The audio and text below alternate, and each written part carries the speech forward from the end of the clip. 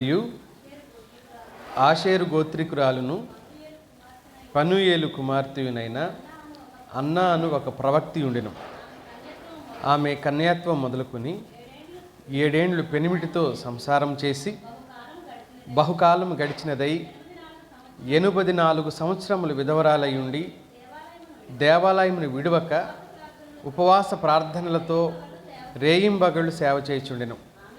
ఆమె కూడా ఆ గడియలోనే లోపలికి వచ్చి దేవుని కొనియాడి యెరూషలేములో విమోచన కొరకు కనిపెట్టుచున్న వారందరితో ఆయనను గూర్చి మాట్లాడుచుండెను.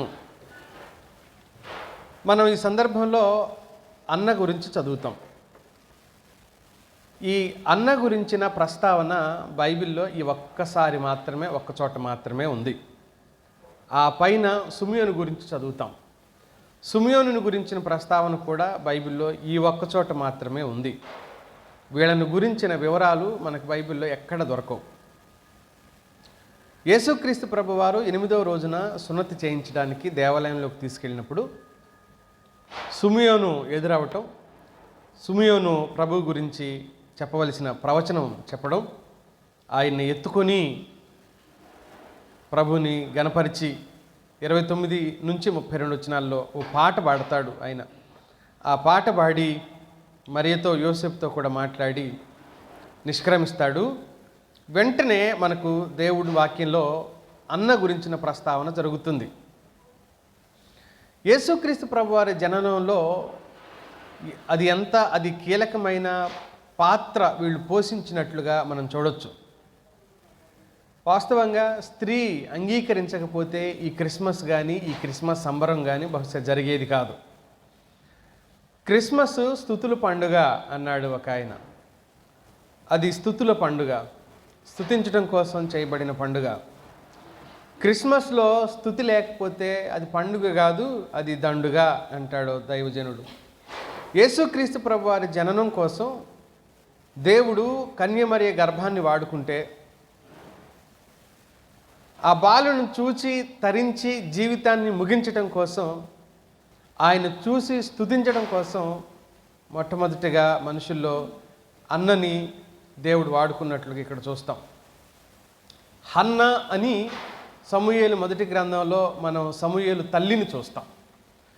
ఈమె హన్న కాదు, అన్న. వీళ్ళిద్దరూ వేరు వ్యక్తులు. అన్న అని చెప్పబడిన మాటకు ANNA అని చెప్పబడిన ఈ మాటకు ఇది హెబ్రీ పదం. ఈ పదానికి అర్థం ఏంటంటే కృప అని. అన్న అంటే అర్థం ఏంటంటే కృప. దేవుని కృప అని చెప్పడం కోసం ఈ పేరుని ఉపయోగించడం జరిగింది. ఈమె గురించి కొద్ది ప్రస్తావనలు మీ దృష్టికి తీసుకుని వస్తాను. వీలైతే మరికొన్ని విషయాలు వచ్చే వారం కూడా నేను అవకాశం ఉంటే నేను ఈమె గురించి మాట్లాడడానికి ప్రయత్నం చేస్తాను. అన్నను గురించిన కొన్ని ప్రస్తావనలు మీ దృష్టికి తీసుకుని రావడానికి నేను చేసే ప్రయత్నంలో భాగంగా ఈ సందర్భాన్ని మనం 36 నుంచి 38 వరకు కొన్ని సందర్భాలు తీసుకొస్తాం. మళ్ళీ వీలైతే వీటిలో నుంచో మరి కొన్ని విషయాలు వేరేగానైనా మాట్లాడే ప్రయత్నం చేస్తాం. ఈమె గురించి పరిచయం చేస్తూ ఏమంటున్నాడు దేవుడు అని అంటే, ఈమె ఆషేరు గోత్రికురాలు అని చెప్తున్నాడు. ఆషేరు గోత్రికురాలు. యాకోబు 12 మంది కుమారుల్లో ఒకటి పేరు ఆషేరు. ఈ ఆషేరు ఒక గోత్రకర్తగా ఉంటాడు. ఈయన వంశానికి చెందిన వ్యక్తిగా ఈ అన్నని పరిచయం చేస్తుంది మనకు బైబిల్. ఆదికాండం 49వ అధ్యాయంలో ఆషేరు గోత్రం గురించి మాట్లాడుతూ దేవుడు ఒక దివ్యమైన సందర్భాన్ని చెప్పాడు బైబిల్లో. ఒక అద్భుతమైన ఆశీర్వాదకరమైన విషయాన్ని మనం ఆదికాండం 49వ అధ్యాయం యాకోబు చివరి గడియల్లో ఒక్కొక్కరి గురించి మాట్లాడుతున్న ఆ సందర్భంలో 20వ వచనంలో ఆషేరు ప్రస్తావన తీసుకుని వస్తాడు. ఆషేరు నొద్ద శ్రేష్టమైన ఆహారం కలదు, రాజులకు తగిన మధుర పదార్థములు అతడిస్తాడు. ఆషేరు గోత్రం లేకపోతే ఆషేరు ప్రజల దగ్గర శ్రేష్టమైన ఆహారం ఉంది అని చెప్పాడు. ఈ ఆహారం ఇతర ప్రజలు తృప్తి పొందటానికి కారణమయ్యే ఆహారం ఆషేరు గోత్రికుల దగ్గర ఉంది అని వాళ్ళతో మాట్లాడడం మనం చూడగలుగుతాం. రాజులకు తగిన మధుర పదార్థాలు వారి దగ్గర ఉన్నాయి అనే మాట మనం చూస్తాం. రెండవ ప్రస్తావన ఈ ఆషేరు గోత్రికుల గురించి మాట్లాడుతున్నప్పుడు ద్వితీయోపదేశకాండం 33వ అధ్యాయంలో మనం చదువుతాం. ద్వితీయోపదేశకాండము 33వ అధ్యాయం 24వ వచనంలో చూద్దాం.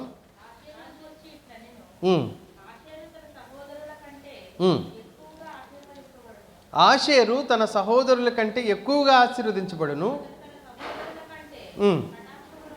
కటాక్షమునందును తన పాదములను తైలంలో ముంచుకొనును. ఇది ఒక ప్రవచనాత్మకమైన విషయం. అది ఒక వేరే విషయాల గురించి మాట్లాడుతున్నాడు ఆ సందర్భంలో దేవుడు. యాకోబు ప్రవచనంలో అది వేరే ఒక భవిష్యత్ కాల సంభవాన్ని గురించి మాట్లాడుతున్నాడు. అది మనకు అక్కర్లేదు ఇప్పుడు. కానీ ఒకటి మాత్రం తెలుసు, దేవుడు చెప్తున్నాడు 2 సందర్భాల్లో కూడా ఆ గోత్రాన్ని, ఆ ప్రజల్ని దేవుడు హెచ్చిస్తున్న విధానం, ఆ గోత్రంలో ఉన్న ప్రజలు ఒక ప్రత్యేకమైన ప్రత్యక్షత కలిగిన వారిగా ఉంటారు అని, వారి దగ్గర ఆహారం ఉంది, ఆ ఆహారం ఇతరులకు ఇవ్వగలుగుతారు, ఇతరుల ఆకలిని తీర్చగలిగే ఆహారం ఆషేరు గోత్రికుల దగ్గర ఉంటుంది అనే మాటను మనం చూస్తాం. హిజ్కియా కాలంలో కూడా ఆషేరు గోత్రికులు ఆయన వెంట ఉన్నట్లుగా, రాజు వెంట ఉన్నట్లుగా దినవృత్తాంతములు 2వ గ్రంథం 30వ అధ్యాయంలో వారి ప్రస్తావన కూడా మనం చూడొచ్చు.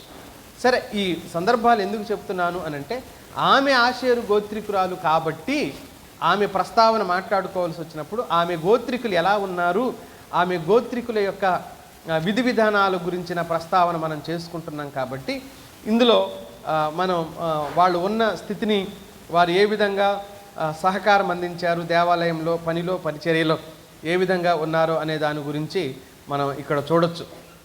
ఏది దినవృత్తాంతాల గ్రంథంలో ఈ చివరి భాగంలో హిజ్కియా పక్షాన, హిజ్కియా తరపున, హిజ్కియా కొరకు వారు నిలబడినట్లుగా మనం ఈ భాగంలో చూడొచ్చు. సరే, ఇలా ఉంచితే ఆమె ఆషేరు గోత్రికురాలు. ఆమె గురించి కేవలం ఆమెను గురించే ఆలోచన చేసే ప్రయత్నం చేద్దాం. రెండో విషయం, ఆమెను గురించి వాక్యం చెబుతూ, వాక్యంలో రాస్తూ దేవుడు వెంటనే ఏమంటున్నాడు అని అంటే, ఆమె కన్యత్వం మొదలుకొని 7 ఏండ్లు పెనిమిటితో కాపురం చేసి 84 ఏళ్ళు ఏం చేసింది, విధవరాలుగా ఉంది అని అన్నాడు. దానికి ముందు మరో మాట మర్చిపోయాం, ఆమె ఒక ప్రవక్తి అని చెప్తున్నాడు. కొత్త నిబంధనలోకి వచ్చిన తర్వాత అతి తక్కువ ప్రవక్తలను గురించిన ప్రస్తావన చేయటం, అందులో ఫిలిప్పు 4 కుమార్తెలు కావచ్చు, తర్వాత ఈమెను గురించి కావచ్చు, చాలా తక్కువ ప్రవక్తలు ఉన్నట్టుగా మనకు అర్థమవుతూ ఉంటుందన్నమాట. ఈమెను గురించి కూడా ఈమె ఒక ప్రవక్త అని చెప్తున్నాడు. బైబిల్లో దెబోరా, హుల్దా, మిరియాము, యెషయా భార్య, వీళ్ళందరూ కూడా ప్రవచనాలు చెప్పిన ప్రవక్తినిలుగా ఉన్నట్టుగా మనం బైబిల్లో చూడొచ్చు. మహిళల్లో కూడా లేదా స్త్రీలలో కూడా కొందరికి మాత్రమే ఈ పేరు చెప్పబడింది. అయితే దేవుని ప్రణాళికలో స్త్రీలు కూడా ఉన్నారు అని నేను చాలాసార్లు వాక్యంలోంచి మీతో మాట్లాడుతూ వచ్చాను. యోవేలు గ్రంథంలో యోవేలు ప్రవచనం చెప్తున్న సందర్భం మనకు తెలుసు. 2వ అధ్యాయం 18వ వచనంలో యోవేలు ప్రవచనం ఇలా ఉంది, మీ యవ్వనులు దర్శనములు చూస్తారు, మీ స్త్రీలు ఏం చేస్తారు, ప్రవచిస్తారు అని చెప్పాడు.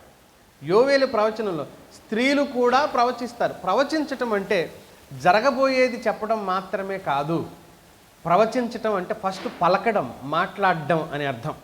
మాట్లాడటం, ఏం మాట్లాడడం, దేవుని గురించి మాట్లాడే వాళ్ళందరూ ప్రవక్తలే, దేవుని పక్షాన నిలబడి మాట్లాడే వాళ్ళందరూ ప్రవక్తలే, దేవుని మాటను ప్రజలకు తీసుకెళ్లే వాళ్ళందరూ ప్రవక్తలే. నేటి పరిస్థితిని బట్టి మనం మాట్లాడతాం. ఎందుకంటే కొత్తగా ప్రవచనాలు చెప్పవలసిన అవసరం ఏమీ లేదు, ఎందుకంటే మనకు పూర్తి బైబిల్ ఉంది కాబట్టి. మనకు పూర్తి బైబిల్ మన చేతిలో ఉన్న తర్వాత బైబిల్కి వేరుగా కొత్త విషయాలు మనకేమీ అక్కర్లేదు. బైబిల్కి వేరుగా మనకు సంబంధం లేని విషయాలను బైబిల్తో కలపవలసిన అవసరం లేదు. బయట విషయాలను తెచ్చి బైబిల్తో ముడిపెట్టి మాట్లాడవలసిన అవసరాలు కూడా మనకు లేదు. కనుక ఇక్కడ ఏం చెప్తున్నాడు అని అంటే, మీ స్త్రీలు ప్రవచిస్తారు, ప్రవచించే స్థాయిలోకి వెళ్ళిపోతారు. ఇక్కడ పురుషులు మాత్రమే ప్రసంగించాలి, పురుషులు మాత్రమే బోధలు చేయాలి, పురుషులు మాత్రమే చాటి చెప్పాలి అని వాక్యంలో చెప్పలేదు దేవుడు. ఎవరైనా చెప్పొచ్చు, ఎవరైనా ప్రకటించవచ్చు. అది భారానికి సంబంధించింది. ఇప్పుడు స్త్రీకి భారం ఉంది, పురుషుడికి భారం లేదు, పురుషుడే చెప్పాలి అని అన్నారనుకోండి, ఏం చెప్తాడు ఆయన అప్పుడు? భారం లేనివాడు, రాగం రానివాడు ఎంత పెద్ద పాట పాడినా వినేవాళ్ళకి ఎలాగుంటుంది అప్పుడు? గులకరాలు డబ్బాలు వేసి ఊపినట్టు అనిపించింది. రాగం లేనివాడు ఎంత పెద్ద తీగ రాగం తీసి పాడాలనే ప్రయత్నం చేసినా తీగ రాదు, రాగము రాదు, తెగిన తీగల సౌండ్ వస్తుంది అప్పుడు. కనుక భారం లేనివాడు ఏ పాట పాడినా, ఏ ప్రసంగం చేసినా కూడా ప్రయోజనం ఉండదు. భారం కలిగిన చిన్నపిల్లలు కావచ్చు, స్త్రీ కావచ్చు, ఎవరైనా కావచ్చు. ఇక దేవుడికి కావాల్సింది ఏంటంటే ఆసక్తి, ఆతృత, దేవుని మనస్సు ఎరిగి మాట్లాడగలగటం, దేవుని మనస్సు ఎరిగి దేవుని పక్షాన ప్రజలతో మాట్లాడగలగటం కావాలి. ఈ అన్నను గురించి మాట్లాడుతున్న ఈ ప్రస్తావన దేవుని వాక్యం మనకేం తెలియజేస్తూ ఉంది అని అంటే, ఆమె ఒక ప్రవక్తగా ఉంది, ప్రవక్తి లేకపోతే అనుకోండి, ఈమె ప్రవచించేదిగా ఉంది. అప్పుడు బైబిల్ లేఖన భాగాలు పూర్తి కాని కారణం చేత, అప్పుడు పూర్తి రచనలో పూర్తి కానందువల్ల దేవుని చిత్తం, దేవుని ఉద్దేశం దైవజనుల ద్వారా ప్రకటించబడుతుండేది. ఆ ప్రకటించబడింది రాసి పెట్టుంచేవాళ్ళు, అదే తర్వాత మనకు లేఖనాలుగా మలచబడ్డాయి, లేఖనాలుగా ప్రమాణంగా తీసుకోబడటం జరిగింది. కనుక ఈమె కాలానికి ప్రవచించవలసిన అవసరత ఉంది. కనుక దేవుడు ఆమెకిచ్చిన మాటల్ని దేవాలయంలోకి వచ్చిన వాళ్ళందరికీ ప్రకటన చేస్తూ ఉంది అన్నట్టుగా మనం చూస్తున్నాం. ఖచ్చితంగా దేవుడు మన మనసులో ఉంచిన ఆలోచనల్ని, దేవునికి సంబంధించిన ఉద్దేశాలని మనం ఇతరులకి పంచుకోవటంలో ఎప్పుడూ కూడా అలసత్వం వహించకూడదు. ఎప్పుడూ కూడా మనం అలసత్వం వహించకూడదు.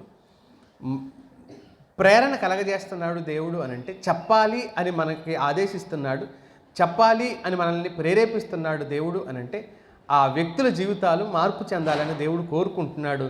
లేదా వారికి సమయం కొంచెమే ఉంది అనే భావన ఉన్నట్టుగా మనం గమనించాలి. ఆ మాటను మనం అర్థం చేసుకోవాల్సిన అవసరత ఉంది.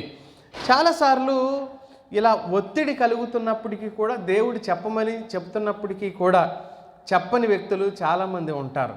చెప్పని మనుషులు చాలామందిని మనం చూస్తూనే ఉంటాం. ప్రియమైన మిత్రులారా, ఓ సందర్భంలో ఇలాంటి అనుభవాన్ని నేను కూడా ఎదుర్కొన్నాను. ఓ వ్యక్తి ట్రైన్లోనే మేము ఇలా కూర్చొని ఉండగా దేవుని ప్రేరణ నాకు కలుగుతుంది, ఈయనకి వాక్యం చెప్పాలని ప్రేరణ కలుగుతున్న చుట్టూ చూశాను. చాలామంది ఉన్నారు, ఇరుకుగానే ఉంది. జనరల్గా ఎక్కే వాళ్ళందరూ దాంట్లోనే రిజర్వేషన్ బోగిలోకి వచ్చేసారు, ఇరుకుగా ఉన్నారు. పగలే అందరూ కూర్చొని ఉన్నారు, వీళ్ళేమో నిలబడి ఉన్నారు. ఈ ఇరుకులో ఎవరికి వాక్యం చెప్తాం, ఎందుకు వచ్చిన గొడవ? చాలామంది ఉన్నారు. ఒకటి కనుక ఒక దెబ్బ వేస్తే మిగతా వాళ్ళందరూ తలొక దెబ్బ వేస్తారు. ఇప్పుడు ఎందుకు వచ్చిన గొడవ, మనం కెలుక్కొని దెబ్బలు పడవలసిన అవసరం ఏముంది, వద్దులే అని మెదలకుండా ఉన్నాను. అలాగే ఉన్న తర్వాత ఆయన దిగి వెళ్ళడానికి ముందు ఆయనే మాట్లాడుతున్నాడు, పరిచయం చేసుకున్నట్టుగా మాట్లాడుతున్నాడు. ఏమని మాట్లాడుతున్నాడు అని అంటే, మీదే ఊరు ఏంటి అన్నీ మామూలుగా క్యాజువల్గానే మాట్లాడుతూ ఆయన ఒక మాట చెప్పేసి పోతూ దిగిపోయాడు. ఏమని చెప్పిపోయాడు అని అంటే, నాకు కడుపులో పేగులకి క్యాన్సర్ వచ్చింది సార్, నేను 3 months కంటే ఎక్కువ బతకనని డాక్టర్ గారు చెప్పారు. ఏం రోగాలో ఏం పాడో ఎప్పుడు ఎవరికి ఎలా వస్తాయో తెలియదు, 3 నెలల కంటే ఎక్కువ బతకనని చెప్పారు. ఏం చేస్తాం, చూడటానికి బాగానే ఉన్నాను, ఎక్కువ కాలం బతకనన్నారు, ఏంటో అని అన్నాడు. ఈలోపు నేను షాకులోనే ఉన్నా, ట్రైన్ ఆగింది, ఆయన దిగి వెళ్ళిపోయాడు. నేను ఆయనకేం చెప్పలేదు. ఇప్పటికీ అది జ్ఞాపకం చేసుకున్న ప్రతిసారి చాలా దుఃఖం అనిపించింది. ఒకవేళ ఏం మాట్లాడినా దేవుడే ప్రేరేపణ కలగజేస్తున్నాడు కాబట్టి అతడు వినేవాడేమో, మార్చుకునేవాడేమో, దేవుడు అవకాశం ఇచ్చాడు. ఎంత పశ్చాత్తాపడినా ఒక ఆత్మను తిరిగి తీసుకురాగలమా మనం? ఇప్పుడు దేవుడి దగ్గర ఎంత ఏడ్చినా తీసుకురాగలమా? నాకే జరిగింది ఆ సంఘటన. భారం లేక చెప్పలేకపోయానా? కొట్టారు, తిట్టారు, మాట్లాడవలసిందేమోలే, మాట్లాడలేకపోయాను, తప్పైపోయింది ప్రభా. తప్పైపోయిందని చెప్తే మాత్రం ఒక ఆత్మ తిరిగి రాగలడా? నరకానికి పోయినవాడు ఆయన చనిపోయి ఉండాలి, ఎప్పుడో చనిపోయి ఉండాలి. ఆ మాటకు వస్తే లాస్ట్ స్టేజ్ అండి, 3 నెలలు టైం ఇచ్చారు నాకు. మామూలుగా మందులు ఆడుతున్నాం, ఇక పత్యాలు లేవు, ఏం లేవు, అన్నీ తినేస్తున్నాను, ఎందుకంటే ఎలాగ పోతాను కదా, మామూలుగానే ఉంటున్నాను నేను అని అన్నాడు ఆయన. ఈ మాట ఆయనకు ఆయనే చెప్పి దిగిపోతే, ఒకవేళ దేవుడు ఆయన్నే ప్రేరేపించాడేమో ఇక మీదట ఎవరికైనా అవకాశం కలిగినప్పుడు నోరు మూసుకోకుండా చెప్పాలని కనుక బుద్ధి చెప్పటానికి దేవుడు ఆ పని చేశాడేమో అని అనిపించింది నాకు. కనుక ప్రవచించడం, ప్రకటించటం, బోధించడం, సాక్ష్యం ఇవ్వటం, ప్రభు పక్షాన నిలబడటం, అది ఎక్కడైనా ఎప్పుడైనా మనం చేస్తూనే ఉండాలి. బ్రతికి ఉన్నాము అని అంటే ఆయన గురించి మనం చెబుతూనే ఉండాలి. వింటారు వినరు, మనవాళ్ళు ఏం చెప్తారు అని అంటే వాళ్ళు వినరండి, అందుకే నేను చెప్పనండి. నీకు అనవసరం. వాళ్ళు వింటారు వినరు అనే విషయం గురించి నీకు సంబంధం లేదు. విన్నా మాత్రం వాళ్ళ జీవితాల్లో క్రియ జరిగించేది నువ్వు కాదు. క్రియ జరిగించేది ఎవరు? దేవుడే. నువ్వు చెప్పే వాక్యం ఎవరిది? దేవుడిదే. నువ్వు జస్ట్ మాట్లాడి పోవాలి అక్కడి నుంచి, అంతే. ఇప్పుడు మీరు వినే మాటలన్నీ నేను మాట్లాడుతున్నా, బైబిల్లో నుంచి చెప్తున్నా. మీ చెవులకి చేరేసేది మైక్. ఇప్పుడు మైకే మాకు చెప్తుందని మైక్కి నమస్కారం చేద్దామా? కాదు కదా. ఖచ్చితంగా మనం పాత్రదారులం, సాధనాలు మాత్రమే.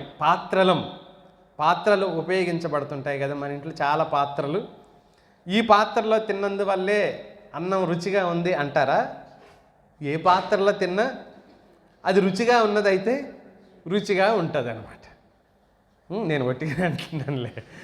అలాంటిది ఏమీ ఉండదు కదా మన జీవితాల్లో. కనుక మనం అర్థం చేసుకోవాల్సింది ఏంటంటే ఈ భారం విశ్వాసులైన ప్రతి ఒక్కరి హృదయాలలో ఉండాలి. ఆ బీజం, ఆ విత్తనం పడాలి ప్రతి మనిషి హృదయంలో. సంఘాలు ఇలాగే ఉండిపోవటానికి కారణం ఏంటి అని అంటే స్వార్థికులు స్వార్థ చేస్తారు, బోధకులు బోధ చేస్తారు, కాపరులు సంఘాన్ని కాస్తారు, మనం మాత్రం పోయి వస్తామనే భావనలో చాలామందికి ఉంది. ఈ భారం విశ్వాసుల్లో లేకపోవటం వల్లనే, అది కల్పించబడకపోవటం వల్లనే. ఇది ఎవరి డ్యూటీ? ఇక్కడ నిలబడి బోధించేది పాస్టర్ గారి డ్యూటీ, మిగతా వాళ్ళది మిగతా డ్యూటీ. మన ఉద్యోగాలకు మనం వెళ్తాం, మనకి ఎక్కడ కుదురుతుంది? మనం ఏదో చర్చికి పోవటానికే అది టైంకి పోవటమే పెద్ద కష్టం అవుతుంటే ఆదివారం కాదా? కష్టం లేదా? టైంకి పోవటమే మనకి ఇంత కష్టం అవుతూ ఉంటే ఆదివారం, ఇంకా మళ్ళీ మేమేదో చేయాలంటే ఖచ్చితంగా చేయాలి. అది మనందరి బాధ్యత. బహుశా ఒక సంఘంలో ఒక సేవకుడు ఉంటే, సంఘంలో 100 మంది విశ్వాసులు ఉంటే, ఎంత చిన్న సంఘాలైనా 70-50 మంది విశ్వాసులు ఉంటే, ఆయన 50 మందికి పరిమితం అయిపోతున్నాడు. కానీ ప్రకటించవలసిన పరిచర్య బయట నరకానికి వెళ్ళిపోయే వాళ్ళు ఎంతోమంది ఉన్నారు. ఆ బాధ్యత లేని విశ్వాసులు, ఆ బాధ్యత లేని క్రైస్తవులు చాలామంది ఉన్నారు. ఇది మారాలి. క్రైస్తవ సంఘాల్లో ఇది మార్పు చెందాలి. అందరూ బోధించే వాళ్ళుగా మారాలి, అందరూ ప్రకటించే వాళ్ళుగా మారాలి, అందరూ క్రీస్తుని గురించి సాక్ష్యం ఇచ్చేవాళ్ళుగా మారాలి. అందరూ బోధించాలి, అందరూ ప్రకటించాలి, అందరూ ప్రభువుని గురించి చెప్పాలి. అందరూ చెప్పాలి అంటే ఇక్కడికి వచ్చి చెప్పాలని అనుకుంటారు. ఇక్కడికి వచ్చి చెప్పడం కాదు, నువ్వు ఉన్న స్థలంలో పోయి చెప్పు. ఉద్యోగానికి వెళ్తే ఉద్యోగంలో చెప్పు, వ్యాపారానికి వెళ్తే వ్యాపారం దగ్గర చెప్పు, వ్యవసాయం దగ్గరికి వెళ్తే వ్యవసాయం దగ్గర చెప్పు. నేను నీ వ్యవసాయం దగ్గరికి రాలేనుగా, నేను ఐటీసీ కంపెనీలోకి రాలేనుగా. పోనీ ఎవరన్నా తీసుకొని పోతే మాట్లాడటానికి కుదిరితే నీ కొలిక్తూ నువ్వు మాట్లాడతావు. నువ్వు సాక్షి అవ్వాలి అక్కడ, నువ్వు ప్రకటించాలి అక్కడ, నువ్వు బోధించాలి అక్కడ. అందుకు నువ్వు రక్షించబడి అక్కడ ఉండటానికి గల కారణం అది చేయాలి. అది వదిలేసి ఏదేదో చేద్దామనుకుంటారు చాలామంది, ఏదేదో ఆలోచించేద్దాం అనుకుంటారు. ఈమె అలా చేయలేదు. ఆమె ఏం చేసిందంటే ఒక ప్రవక్తగా ఉంది, ప్రవచించడం ప్రారంభించింది. ఆమె గురించి ఒక గొప్ప సంఘటన చెప్తుంది దేవుని వాక్యం. ఆమె గురించి చెప్తున్నది ఏంటంటే, జస్ట్ పెళ్ళైన తర్వాత 7 సంవత్సరాలు భర్తతో కాపురం చేసింది. చనిపోయే సమయానికి 84 సంవత్సరాలు వృద్ధాప్యంలో ఉంది అని చెప్తున్నాడు. ఆ మాట చెప్పి 3వ సందర్భంలో 37వ వచనంలో ఆమె విధవరాలుగా ఉంది, ప్రార్థనాపరురాలుగా కూడా ఉంది అని చెప్పాడు. విధవరాలైనా సరే తన దౌర్భాగ్యానికి పిల్లలు లేరు, భర్త లేడు, కుటుంబ స్థితి బాగాలేదేమో, అందుకే ఎప్పుడు ఎక్కడుంటుంది ఆమె? దేవాలయంలోనే. దివారాత్రులు అంటే 24 hours దేవాలయంలోనే ఉంటుంది, దేవాలయంలోనే సేవ చేసుకుంటుంది. దేవాలయంలో ఉండి సేవ చేసుకుంటూ ఆమె చేస్తున్న పని ఏంటి అంటే ప్రవచిస్తుంది, ప్రార్థిస్తుంది, ఉపవాసం కూడా ఉంటుంది అని వాక్యం మనకు చెబుతుంది. ప్రార్థిస్తుంది, ప్రకటిస్తుంది, ఉపవాసం కూడా ఆమె ఉంటుంది అని. ఇప్పుడున్న స్థితిలో భర్తను లేకుండా చేసావు, పిల్లలు లేకుండా చేసావు, నాకేమీ లేకుండా చేసావు, ఎవరు లేకుండా చేసావు. నేను దేవాలయంలో ఎందుకు ఉండాలి? దేవాలయంలో ఎందుకు పరిచర్య చేయాలి? దేవాలయంలో ఎందుకు ప్రవచించాలి, ప్రకటించాలి? దేవాలయంలో నిన్ను ఎందుకు నేను స్తుతించాలి? హన్నా స్తుతించడానికి, ఆవిడ స్తుతించడానికి ఏం కారణం ఉంది చెప్పండి? ఒకటి, అన్న దేవుని స్తుతించడానికి ఏం కారణం ఉంది? అసలు దేవుని పరిచర్య చేయడానికి ఆమెకు ఏం కారణం ఉంది? భర్త చనిపోతే చనిపోయాడులే, నాకు పిల్లల్ని ఇచ్చావు అన్న అవకాశం ఉందా? పిల్లలు లేకపోయారు, భర్త ఉన్నాడు అనడానికి అవకాశం ఉందా? భర్త పిల్లలు లేకపోయారులే, బోళ్ళంత ఆస్తి ఉంది, చచ్చే వరకు హ్యాపీగా బ్రతకొచ్చు అనుకునే అవకాశం ఉంటే ఇక్కడ ఎందుకు వచ్చి ఉంటుంది ఆవిడ? ఏమి లేకపోయినా సరే ఏ ఏ ఏ అవకాశం తాను సంతోషించడానికి, సుఖించడానికి, తృప్తి చెందటానికి భౌతికంగా తనకేమీ లేకపోయినా కూడా దేవుని సన్నిధిలో, దేవాలయంలో నిరంతరం కనిపెడుతూనే ఉంది. ఆయన కోసం కనిపెడుతుంది, ఆయన మహిమ కోసం. బహుశా ఆమెకి 13 సంవత్సరాలకి పెళ్ళయి ఉంటే, ఒకవేళ 13 సంవత్సరాలకి ఆ కాల పరిస్థితులను బట్టి 13 సంవత్సరాలకి పెళ్ళయి ఉంటే, ఈ 13 ఈ 7 ఎంత? 20. ఇది ఒక 84 ఎంత? 104, 105, 110 ఈ లోపు ఉండుండొచ్చు. అంటే ఎంత లెక్క పెట్టినా 100కు పైనే ఉంటాయి ఆమెకి, 100 సంవత్సరాలు పైనే ఉంటాయి. మనం ఈ లెక్క వేస్తేనే 104 సంవత్సరాలు వస్తున్నాయి ఆవిడకి. అంటే ఇన్ని సంవత్సరాలు ఉన్న ఆవిడ ఎప్పుడూ కూడా దేవుడా నువ్వు నాకేం చేశావు. మన జీవితాల్లో మనం తృప్తి పొందనివి ఎన్నుంటాయి చూడండి. తృప్తి పొందనివి ఎన్నుంటాయి. మనం ఒకసారి వెనక్కి తిరిగి చూసుకుంటే నీ జీవితంలో అసంతృప్తి కలిగిన స్థితులు ఎన్ని ఉంటాయి. ఈరోజు ఏ కుటుంబమైనా నిలబడి ఉండటానికి కారణం ఏంటో చెప్పనా? అడ్జస్ట్మెంట్ చేసుకోవటం వల్లే కుటుంబాలు నిలబడి ఉంటాయి. అడ్జస్ట్మెంట్ చేసుకోవటం వల్లే కుటుంబాలు కట్టబడి ఉంటాయి. ఏ కుటుంబంలో కూడా అనుకున్నట్టు వెంటనే జరిగిపోవు. అనుకున్నట్లుగానే భర్త కావచ్చు, భార్య కావచ్చు, పిల్లలు కావచ్చు, అనుకున్న వెంటనే అన్నీ మారిపోవటం, ఇది అక్కర్లేదంటే డైలీ తిప్పుతాం చూడండి, అలాగేం జరిగిపోవు. అడ్జస్ట్మెంట్ చేసుకుంటేనే కుటుంబ జీవితాలు, కుటుంబ వ్యవస్థ నిలబడి ఉంటుంది. ఇలా అనుకుంటే అసలు నేను నిన్ను చేసుకునేవాడినే కాదు అనేవాళ్ళు ఎంతమంది ఉంటారు? నేను ఇలా అనుకోవాలా, అసలు నువ్వు మంచివాడివే కావచ్చు, మీ అమ్మ మంచిది కాదు కాబట్టి అసలు నిన్ను, మీ అమ్మ గురించి నాకు ఎవ్వరు ఒక్క ముక్క చెప్పాలి, తెలిసినట్టు అయితే నేను నిన్ను చేసుకునేదాన్ని కాదు, మీరు ఇలాంటి వాళ్ళని నాకు తెలియదు. కొత్త కోడలతో ఇలా చెప్పిందంట, యాపిల్ తెచ్చిచ్చి కొత్త కోడలు, అమ్మ నువ్వు మా అబ్బాయి తినండి అని చాకు యాపిల్ తెచ్చిచ్చి తినండి, ఒక యాపిల్ తెచ్చిచ్చి తినండి అని. ఈ అమ్మాయి అనుకుని ఎంత ప్రేమ అనుకుంటుండే లోపు ఏమన్నదంట, మిగిలింది ఫ్రిడ్జ్లో పెట్టన్నదంట. మీకు అర్థమైందా నేను చెప్పింది? అదే నేను చెప్పే మాట. ఇచ్చింది ఒకటి, ఇద్దరూ తిని మిగిలింది ఫ్రిడ్జ్లో పెట్టమన్నదంట. అక్కడే మిగిలిద్ది అని నేను అడుగుతున్నా. అక్కడే అంటే వాళ్ళ తత్వం అలాంటిదనమాట, వాళ్ళ విధానం అలా ఉంటుందన్నమాట. ఓయమ్మో నేను ఇలాగ అనుకుంటే నేను చేసుకోకపోయేదాన్ని, ఇలా అనుకుంటే నేను చేసుకోకపోయేదాన్ని, ఎన్ని వస్తాయో ఒక్కొక్కళ్ళు చెబుతూ ఉంటారు. ఇలా అన్నది మా అత్త అని అమ్మాయి చెబితే షాకు, కరెంట్ షాకే మనకి. అది ఒక యాపిల్ ఇచ్చి ఇద్దరు తినంగా ఇంక మిగులుతాయా? పోనీ చెరొకటి ఇచ్చినా, పోనీ 3, 4 ఇచ్చి మిగిలింది బయట పెట్టొద్దు నల్లబడిపోతాయని చెప్పచ్చు. కాదంట, ఒకటే. అయినా అడ్జస్ట్మెంట్ చేసుకోకపోతే కుటుంబాలు నిలబడవు. నేను ఈ అన్న ప్రస్తావన తీసుకొచ్చి అడ్జస్ట్మెంట్ అనే పదాన్ని ఎందుకు వాడానంటే, మనకి చాలా ఉన్నాయి, కొన్నింటిలోనే అడ్జస్ట్మెంట్ అవుతాం కదా, అన్నింటిలో అడ్జస్ట్మెంట్ అయ్యి కొన్నే ఉన్నాయి అని చెప్పడానికి అవకాశం ఉందా మనకు? కొన్నిట్లో అడ్జస్ట్మెంట్ అవుతాం, చాలా విషయాలు కంఫర్ట్గానే ఉంటాయి. ఈమెకి ఏమీ లేదు, అందుకని మాట్లాడుతున్నాను నేను. ఈమెకి ఏమీ లేదు, ఏమీ లేకపోయినా కూడా దేవునిలో ఉంది, ఏమీ లేకపోయినా కూడా దేవుని స్తుతించింది, ఏమీ లేకపోయినా కూడా దేవుని గురించి ప్రకటించింది.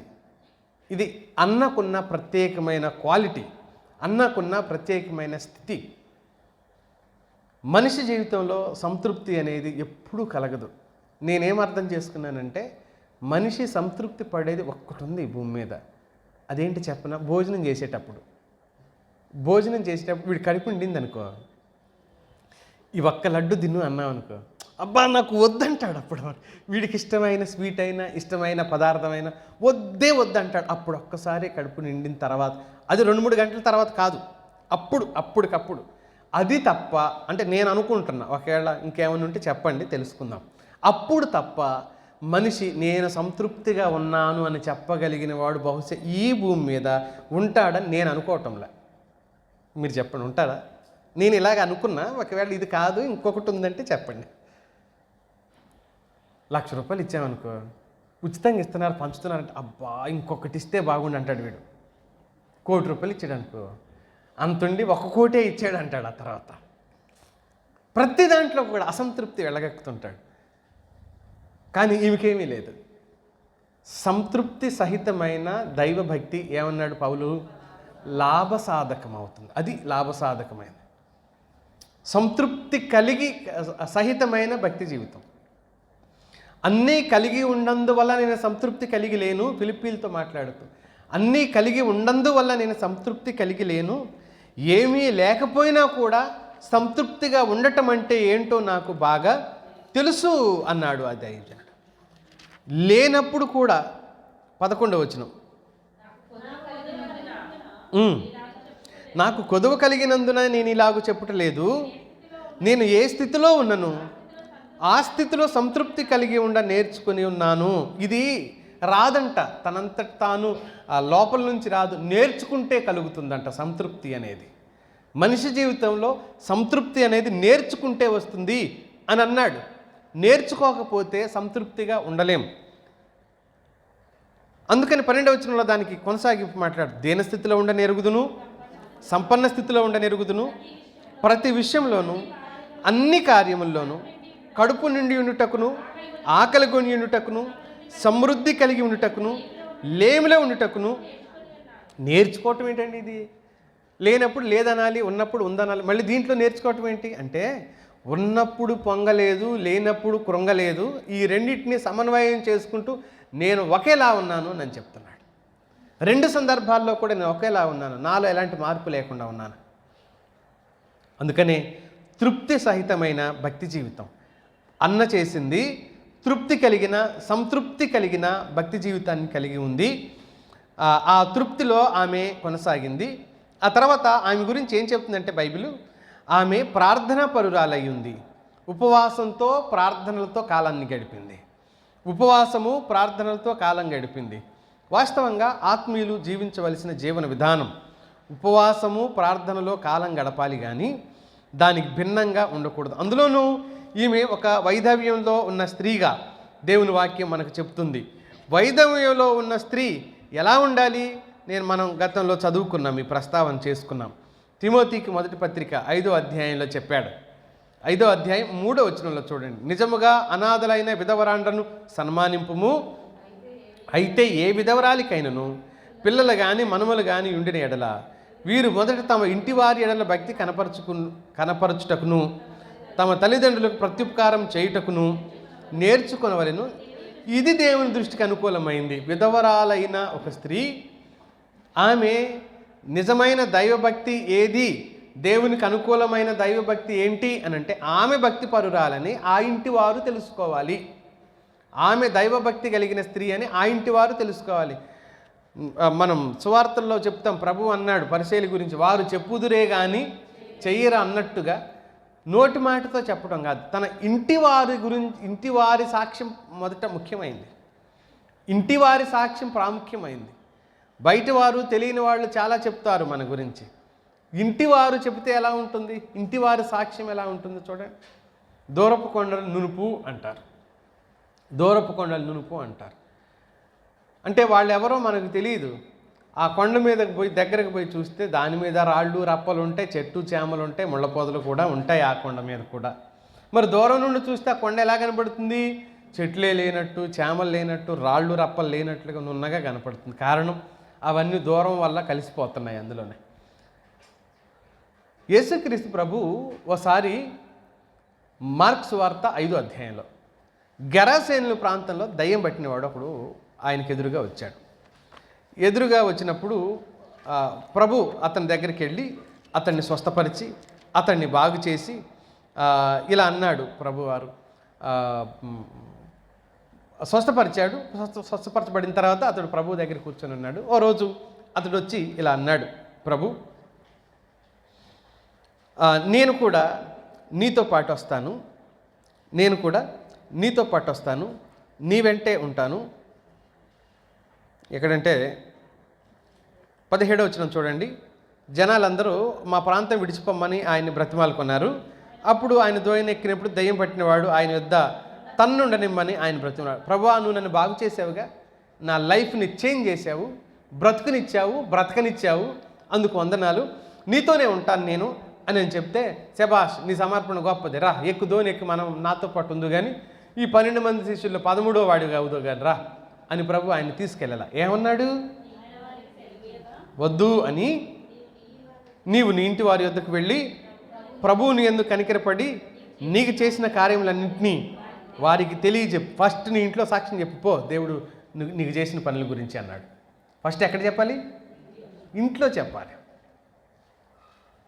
ఇంట్లోనంట ఈగల మోతంట, బయట పల్లకి మోతంట.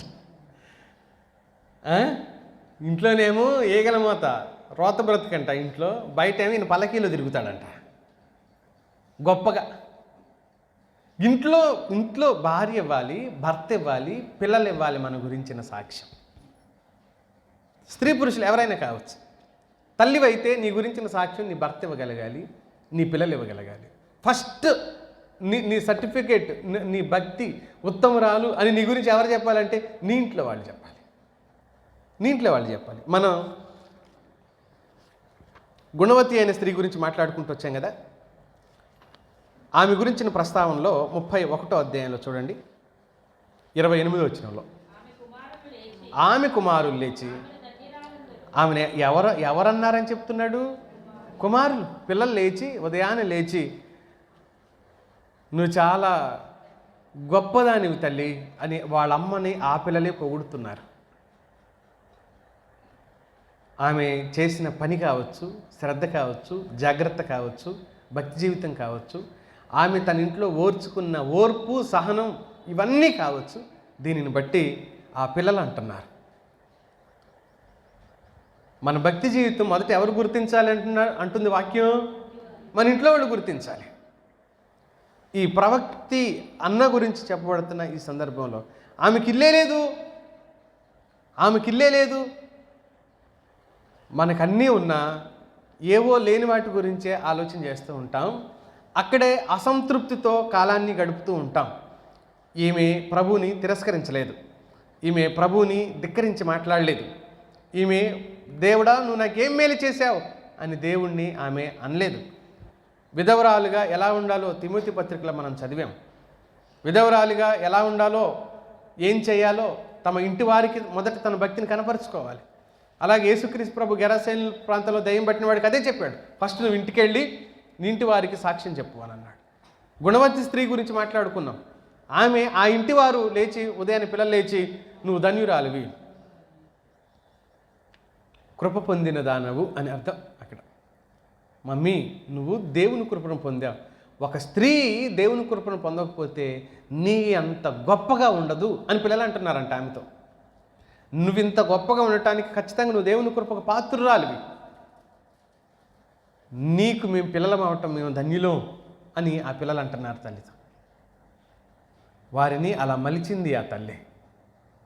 ఆమెకు మాత్రం అన్ని సౌకర్యాలు ఎవరికీ ఉండవు మిత్రులారా. ఎక్కడో చోట లోటు కొదువ. ఎందుకంటే మనిషి బ్రతికే జీవన పోరాటం, బ్రతకడం కోసమైన పోరాటం. నీళ్లలో పడ్డవాడు బ్రతకడానికి ఎలా కొట్టుకుంటాడో ఈ భూమి మీద పడిన ప్రతి ఒక్కడు బ్రతకడానికి అలాగే కొట్టుకుంటున్నాడు. అందులో భాగంగా ఏదో ఒక పని చేసుకుంటూ బ్రతుకు తెరువు కోసం కనిపెడుతూనే ఉన్నాడు, కొట్టుకుంటూనే ఉన్నాడు.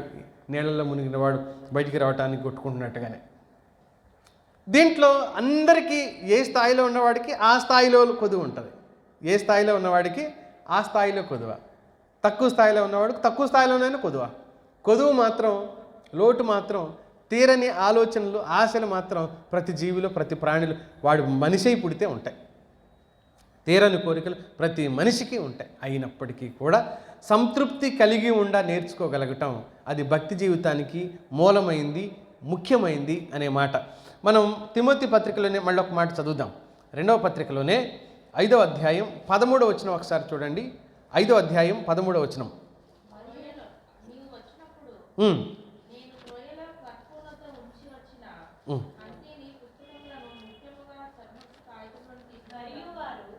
మరియు వారు ఇంటింటా తిరుగులాడుచు బద్ధకు రాండ్రగుటకు మాత్రమే గాక ఆడరాని మాటలాడుచు వదరబోతులను పరుల జోలికి పోవు వారు నగుటకును నేర్చుకొందురు అని అన్నాడు. చాలామందికి కొన్ని విషయాలు, తమకు తెలిసిన విషయాలు ఇతరులకు చెప్పడానికి భలే ఉబలాట పడుతుంటారు. అది నిజమో అబద్ధమో వాళ్ళకి తెలియదు. అదొక ఆతృత, అదొక ఆశ. ఆ మాట చెప్పాలి అని అనుకుంటారు, ఆ మాట ప్రకటించాలి. ఫస్ట్ ఎవరికి చెప్పాలి? ఇప్పుడు నేను చిన్నప్పుడు పుస్తకాల్లో బహుశా 5వ తరగతిలోనేమో అనుకుంటున్నాను నేను, టామరిన్ డ్రమ్ అని ఇంగ్లీష్లో ఒక పోయం ఉండేది. టామరిన్ డ్రమ్ అని అంటే చింత చెట్టుతో చేసిన డ్రమ్ అంట. అది చింత చెట్టుతో చేసిన డ్రమ్ అంట. అది ఒక మంగళి రాజుగారి దగ్గరికి క్షవరం చేయడానికి వెళ్తాడు రోజు. ఓ రోజు రాజుగారి దగ్గరికి వెళ్ళేసరికి ఆ జుట్టు కత్తిరిద్దామని ఆయన కిరీటం తీసేసరికి ఆయనకి కొమ్ములు ఉన్నాయంట. రాజుగారికి కొమ్ములు మొలిచేసరికి ఏం చేశాడు అంటే, చూశాడు ఈయన. చూసి ఈ కొమ్ములు కనపడకుండా విగ్ ఏం చేస్తావో చేయి, నాకు సిద్ధం చేయి, కొమ్ములు కనపడకుండా చేయని అన్న. సరే, ఇది ఎవరికైనా చెప్పావో నీ తల తీసేస్తా అన్నాడంట రాజుగారు. వీడి కడుపులో బాధ ఆగలేక ఎవరికో ఒకళ్ళకి చెబితే నీ బాధ పోద్ది, ఎవరికి చెప్పాలని అడవిలోకి పరిగెత్తుకెళ్ళిపోయి పెద్ద చింత చెట్టు ఉందంట. చింత చెట్టుతో చెప్పాడంట. చింత చెట్టు రాజుగారికి కొమ్ములు ఉన్నాయని చెప్పాడంట. రాజుగారికి కొమ్ములు ఉన్నాయని చెప్పిన తర్వాత భారం తీరింది. మనిషి అయితే బాగుండేది, కానీ మనిషి కాదు అనుకొని చెప్పేసి ఇంటికి వెళ్ళిపోయాడు. మొత్తానికి ఓ రోజు ఆ చెట్టును కొట్టేసి డ్రమ్ము చేశారంట. డ్రమ్ము వాయించేవాళ్ళు వాయించినప్పుడల్లా సౌండ్ వస్తుంది. ఏమని? ఆ సౌండ్ ఏమని వస్తుందంటే రాజుగారికి కొమ్ములు ఉన్నాయని. అంటే అది సరదా కోసం ఒక పోయం, ఒక పద్యాన్ని చేసి పెట్టారు అప్పట్లో. తర్వాత ఉందో లేదో నాకు తెలియదు, కానీ రాజుగారికి కొమ్ములు ఉన్నాయి అంటే మనుషులు ఆఖరికి చెట్లతో కూడా చెప్పేస్తారంట. కడుపులో బాధ చెబితే అజీర్తి, అనారోగ్యం అన్నీ పోతాయి. ఇప్పుడు వాళ్ళకి చెప్పటం తప్పు కాదు. కొన్ని విషయాలు చెప్పడం తప్పు కాదు. మోగముద్దులా ఉండవలసిన అవసరంలా విషయాలను మాట్లాడుకోవటం తప్పు కాదు. కానీ అది నిజమో కాదో తెలియకుండా కూడా చెప్తే ఎలా ఉంటుంది? సహజంగా విషయాల పట్ల ఎక్కువ చర్చలు చేసుకోగలిగేది ఎవరంటే మగోళ్ళు. ఒక 20 నిమిషాల కంటే ఎక్కువ మాట్లాడుకోలేరు, తొందరగా అయిపోతాయి విషయాలు. ఇకేం ఉండవు, మొత్తం అయిపోతాయి. ఈలోపే వాళ్ళిల్లు వీళ్ళిల్లు అయిపోతాయి, సాధక బాధలు అయిపోతాయి, డ్యూటీలు కూడా అయిపోతాయి, మాట్లాడుకోవడం కంప్లీట్ అయిపోద్ది. ఆడవాళ్ళకి 2 రోజులు కూడా సరిపోదు, కంటిన్యూగా వదిలిపెడితే సరిపోదు, చాలా వస్తాయి. అది మరి జ్ఞాపక శక్తి ప్రభావమో లేకపోతే ఏమో నాకు తెలియదు, కానీ చాలా విషయాలు వస్తాయి, చాలా మాట్లాడుకుంటుంటారు. తప్పేం కాదు, మాట్లాడుకోవటం అసలే తప్పు కాదు. కానీ అందులో ఈ మురికి రాకుండా చూసుకోవాల్సిన బాధ్యత మన అందరికీ ఉంటుంది అన్నమాట. నిజాలు మాట్లాడుకోవాలి, వాస్తవాలు మాట్లాడుకోవాలి, సత్యం మాట్లాడుకోవాలి. అందులో పరస్పర క్షేమాభివృద్ధిని కలుగజేసేవి మాట్లాడుకోవాలి. ఇతరులకు హాని చేసేవిగా, ఇతరులని తిరస్కరించడం లాంటివి చేయకుండా ఉండేవి అందులో మనం చూసుకోవాలి. నిజమేంటో తెలియకపోయినా, వాస్తవం పట్ల అవగాహన లేకపోయినా మాట్లాడుకోవటం అనేది ఏం అవసరం? దానికి సంబంధించింది అవే చర్చ చేసుకోవాల్సిన అవసరం ఏముంటుంది? నిజం పట్ల అవగాహన ఉందండి, ఎవడో చెప్పాడండి మాకు, ఎవడో చెప్పాడు కాబట్టి మేము నమ్మాం. నేను మొన్న ఆదివారం మనం చదువుకున్నాం ఆ వాక్యాన్ని. ఏ వాక్యాన్ని? సామెతల గ్రంథం 14వ అధ్యాయం 15వ వచనంలో ఒక మాట చదువుతారా? జ్ఞానం లేనివాడు ఏం చేస్తాడు? ఏదైనా నమ్ముతాడు. వీడికి ముందే జ్ఞానం లేదు కాదు. వీడు జ్ఞానం లేనివాడికి రెక్కలేనివి పోయింది, రెక్కలతో ఏనుగు ఎగిరింది అని చెప్పాడు అనుకో, వీడు ఊరంతా తిరిగి చెప్తాడు. ఏమని? ఇదిగో పాస్టర్ గారు చెప్పాడు, ఏనుగు ఎలా ఉందట? రెక్కలు ఉన్నాయట, రెక్కలతో ఎగిరిపోతూ ఉందంట, బిల్డింగులు ఊగినాయంట, పక్కన ఉన్న బిల్డింగులు. మరి ఏనుగు రెక్క పెద్దగా ఉండాలి మరి. అది ఒక్క ఇసిరినప్పుడు పక్కన ఉన్న బిల్డింగులన్నీ ఊగినాయంట. ఆ ఊగేసరికి వాళ్ళందరూ బయటకు వచ్చి ఏంటి బిల్డింగ్ ఊగుతుంది, భూకంపం అంటే కాదు, పైకి చూసేసరికి ఏనుగు పోతుందంట. భలే ఉంది కదా కథ. బుద్ధి లేనివాడు జ్ఞానం లేనివాడు ఏం చేస్తాడు? పోయిందంట, నిజమండి అంటాడు వీడు వచ్చి. ఏమంటాడు? నీకెవరు చెప్పారు? నాకు పలానా వాళ్ళు చెప్పారు, నిజం పోయిందంట.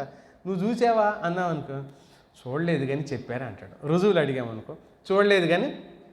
ఇలాంటి మాటలు ఏమవుతాయంటే చాలా తొందరగా స్ప్రెడ్ అవుతూ ఉంటాయి అన్నమాట. ఇలాంటి మాటలు చాలా తొందరగా స్ప్రెడ్ అవుతూ ఉంటాయి. దీంట్లో కలిగే సమస్య ఏంటంటే ఎదుటి వాళ్ళని కించపరచగలుగుతాం, రెండవది మన వ్యక్తిత్వాన్ని కూడా మనం దిగజార్చుకోగలుగుతాం. అందుకని నీ నాలుక కంట్రోల్లో ఉండాలంటూ యాకోబు అధ్యాయం 3వ అధ్యాయం మొత్తం అదే చెప్పాడు కదా. అది అగ్ని వంటిది, చాలా జాగ్రత్త, చాలా జాగ్రత్తగా ఉండండి. కొంతమంది పురుషులు మాట్లాడుతూ ఈ మధ్యలో ఇలా అన్నారు, ఏంటంటే కాదు పాస్టర్ గారు మేము ఎందుకు మాట్లాడుతున్నాము అని అంటే, మేము ఎందుకు ఇంతగా మాట్లాడుతున్నాం అంటే, ఈ మాట ఆడవాళ్ళ దగ్గరకు పోకూడదు. ఎవరి దగ్గరికైనా పోవచ్చు కానీ ఈ మాట ఎవరి దగ్గర ఎందుకు పోకూడదు అన్నాను నేను. ఎందుకు పోకూడదు? అందరు మారుమరిచి పొందిన ఆడవాళ్ళు కదా. మరి మీ ఇంట్లో వాళ్ళు పొందలేదా? మరి మా ఇంట్లో వాళ్ళు పొందలేదు, ఆడవాళ్ళ దగ్గరకు పోకూడదు అని ఏంటి? మీరు ఇంట్లో మాట్లాడుకోరా? మేము మాట్లాడుకుంటాం మరి అని నేను. నీకు అర్థం కాదు అని అన్నారు. అంత బాధ ఉందంటే అర్థం చేసుకోవాల్సిందేలే అనుకున్నాను నేను. అంటే నిజమే, వాళ్ళు చెప్పిన దాంట్లో అది తప్పేమి అని నేను అంటాంలా. నిజమే, వాళ్ళు చాకులు తిన్నారు కాబట్టి ఆ మాట చెప్పారు. ఆడవాళ్ళ దగ్గరికి పోకూడదని ఒట్టిగా అన్నారు అనుకుంటున్నారా? వాళ్ళకి పడ్డాయి ఎక్కడో,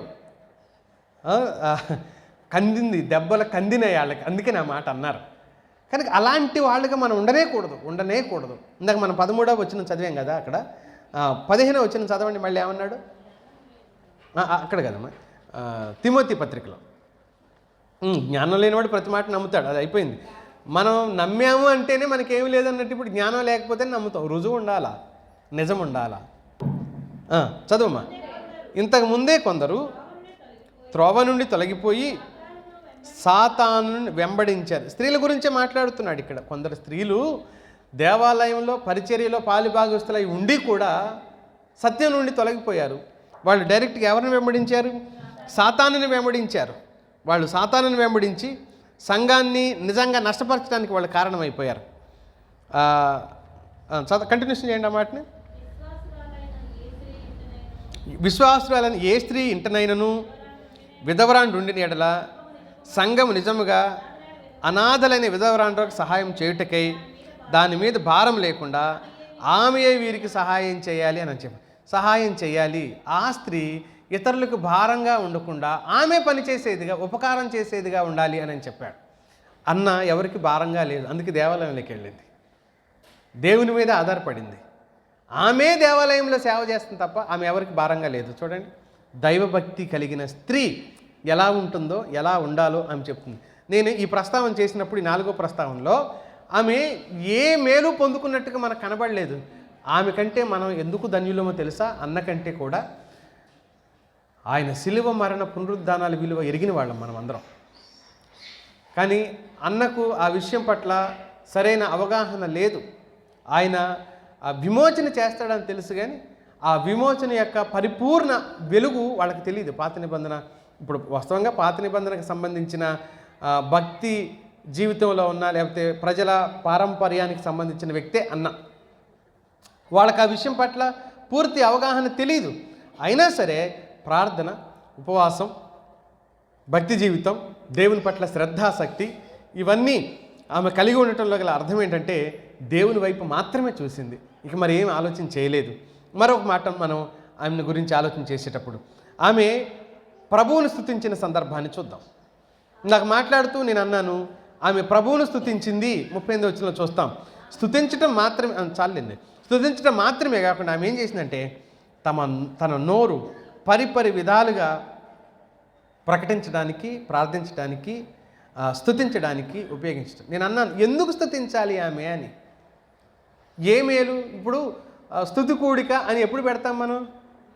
ఏదైనా మేలు చేసినప్పుడు మాకు మేలు జరిగింది, ఉపకారం జరిగింది కాబట్టి స్తుతి కూడిక, అనారోగ్యం మంచిగా బయటపడ్డాం కాబట్టి స్తుతి కూడిక, లేకపోతే బాబుకి ఉద్యోగం వచ్చింది, పాపకి పెళ్ళయింది, పాపకి ప్రెగ్నెన్సీ, లేకపోతే కోడలు ప్రెగ్నెన్సీ, లేకపోతే ఏదో కారణాలు చెప్పుకుంటాం మనం. ఇలా జరిగింది మాకు, అందుకనే దేవుడు మాకు మేలు చేశాడు కాబట్టి, లేకపోతే యాక్సిడెంట్లోంచి తప్పించుకున్నాం.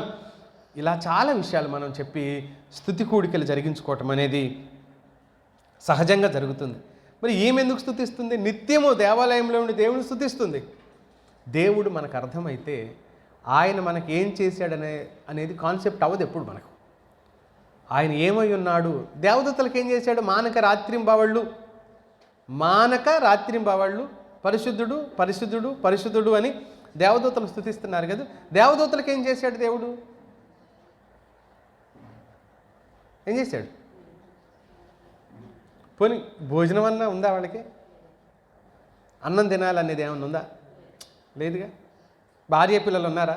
భార్య పోరు అలాంటిది ఏమి లేదు కదా దేవదూతలకి.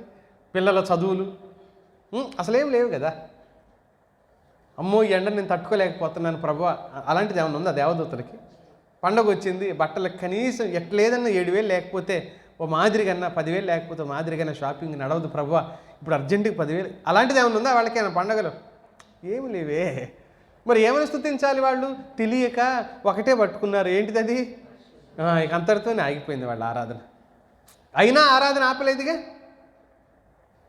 అందుకనే అంటున్నాను మిత్రులు, వారికంటే అనుభవాలు అనుభూతులు ప్రభువుతో మనకున్నాయి. మరి మనం ఎంతగా ఆయన స్తుతించాలి చెప్పండి? మనం ఎంతగా ఆయన్ని మహిమపరచాలి? అన్న ఏ రకంగా కూడా ఏ పదాలు పెట్టి స్తుతించిందో మనకు అక్కడ లేదు. కానీ స్తుతించే స్త్రీలు ఎలా ఉంటారంటే వాళ్ళు సణగరు. నిజంగా దేవుణ్ణి అర్థం చేసుకుని స్తుతించే పురుషుడైన స్త్రీ అయినా సణుగుతారు, కొంతమంది గొణుగుతుంటారు, నెమ్మదిగా మాట్లాడి వదిలేస్తారు, ఇక అలాగే ఉంటారు. ఏంటి అని అంటే ఏం లేదులే అని మళ్ళీ సణుగుతారు, మనకు చెప్పరు, సణుగుతూనే ఉంటారు. సణుగుయే వాళ్ళ జీవితంలో సణుగు. పక్కన వాళ్ళకి బీపీ మిషన్ బద్దలైపోవాలి వాళ్ళకి బీపీ చూస్తే. ఈ సణుగుడు వల్ల పక్కన వాళ్ళకి బీపీ పెంచుతారు. ఓపెన్గా మాట్లాడే స్థితి వీళ్ళకు ఉండదు. ఎందుకంటే దేవునితో సహవాసం ఉన్న వాళ్ళు అలా ఉండరు. అసలు దేవుడితో సహవాసం లేని వాళ్ళే ఇలాంటి సణుగులు, ఇలాంటి స్థితిలోకి వాళ్ళు వెళ్ళిపోతారు. ప్రతి స్త్రీ దేవుని స్తుతించడానికి కారణం మొదట ఆయన ఎవరో అర్థం చేసుకోవటం, రెండవది ఆయన చేసిన మేలుని బట్టి స్తుతించటం. చివరి మాట నేను చెప్పేసి నా సందేశాన్ని ముగిస్తాను. ఆమె ఆయనను గురించి మాట్లాడుతూ వచ్చింది అనే మాట. ఆమె ఆయనను గురించి విమోచన కొరకు కనిపెడుతున్న వారందరితో మాట్లాడింది. ఆమె వృద్ధురాలు. సాధారణంగా ఇంట్లో ఉండాలి, నాకు శక్తి లేదు, నాకు చేత కాదు, సణుగుతూ గొణుగుతూ తన దీనస్థితిని బట్టి సణుగుతూ గొణుగుతూ ఉండవలసింది. కానీ ప్రార్థనాపరురాలుగా ఉంది, ప్రకటిస్తుంది, స్వార్థికురాలుగా మారిపోయింది. నిజానికి దయాగుణంలో ఒక ఆదర్శప్రాయమైన స్త్రీగా మనం ఈమెను చూడొచ్చు. అత్యున్నతమైన స్థితిలోకి ఆమె వెళ్ళిపోయినట్టుగా మనం చూడొచ్చు. మనం ఈ మాట కొరింథీ మొదటి పత్రిక 10వ అధ్యాయం 31వ వచనంలో పౌలు చెప్పిన మాట మనం చదువుదాం. మీరు భోజనం చేసినా, నీళ్లు తాగినా, అసలు మీరు ఏం చేసినా దేవునికే మహిమ రావాలి నీ బ్రతుకు ద్వారా అంటున్నాడు పౌలు. అన్న బ్రతుకు ద్వారా, అన్న జీవితం ద్వారా దేవునికి మహిమ ఎంత ఉన్నతంగా కలుగుతుందో ఆలోచించండి మిత్రులారా ఒకసారి. అన్న భక్తి జీవితం, విశ్వాస జీవితం ద్వారా దేవునికి మహిమ, దేవునికి ఘనత కలిగింది. ఈరోజు మనలను బట్టి దేవునికి ఘనత కలగాలి. ఆమె ఆషేరు గోత్రికురాలు, ఆమె ప్రార్థనా పరురాలు, ఆమె ఒక ప్రవక్తి, ఆమె పరిచర్య చేసింది, ఆమె స్తుతించింది, ఆమె ప్రకటించింది. దేవునికి మహిమ చెల్లించిన వ్యక్తిగా ఆమె జీవితాన్ని మనం చూస్తాం. ఈ కూలంకషంగా ఈ సందర్భంలో ఈమె గురించి చెప్పబడుతున్న దాదాపుగా పూర్తి వివరాలు మనం ఆలోచన చేశాం. మరికొన్ని విషయాలు వీలైతే వచ్చే బుధవారం మనకు దేవుడు అవకాశం కల్పిస్తే మళ్ళీ మనం ఆలోచన చేసే ప్రయత్నం చేద్దాం. ఈమె గురించి మరిన్ని విషయాల పట్ల అవగాహన పెంచుకుందాం. ఆమె భక్తి జీవితాన్ని మనం ఆదర్శప్రాయంగా తీసుకుందాం. దేవుడు అలాంటి గొప్ప కృప మనందరికి దయచేయనుగాక. ఆమేన్. ప్రార్థన చేసుకుందాం. అన్నలాంటి భక్తి జీవితం